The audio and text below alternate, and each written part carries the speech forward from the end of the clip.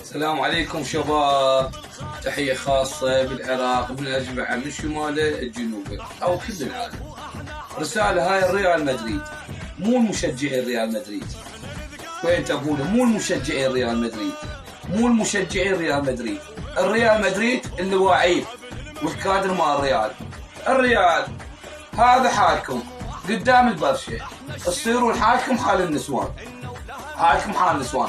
خافوا ماشيينها على ابطال اوروبا بالدولار وبالتحكيم وبالفلوس وتغلبون بالفرق مثل ذاك اليوم مال ليفربول وريال مدريد.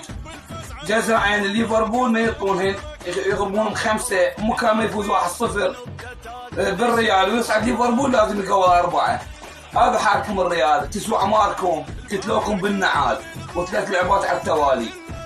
كاس السوبر 3 وحتى بامريكا غلبناكم والبارحه غلبناكم 3 على التوالي.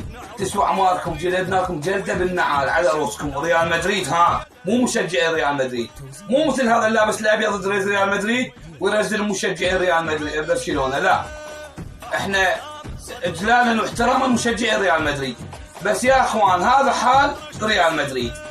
من يصير يلعب ضد برشلونه يصير حاله حال الاثنين، حاله حال النسوان.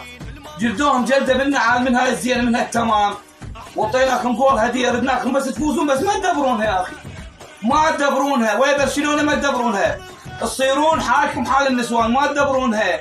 هذا حال ريال مدريد امام برشلونه، خافوا يفوزون على العالم. وبالمناسبه انا اقول لكم شغله، ترى ابطال اوروبا بس 4 لكم، لان كلهم حرام، دولار وتحكيم وفلوس، وتسوى اعماركم. وانا لحد الان ما نايم، منشنش مرتاح، فول فول فول. جلدوكم بالنعال على رؤوس ريال مدريد، على رؤوس ريال مدريد، مو مشجعين ريال مدريد. مشجعين ريال مدريد على راسي، احترمهم على راسي، بس اللي يوعي بريال مدريد والكادر وفريقهم كلهم بالنعال كتلوهم على رؤوسهم.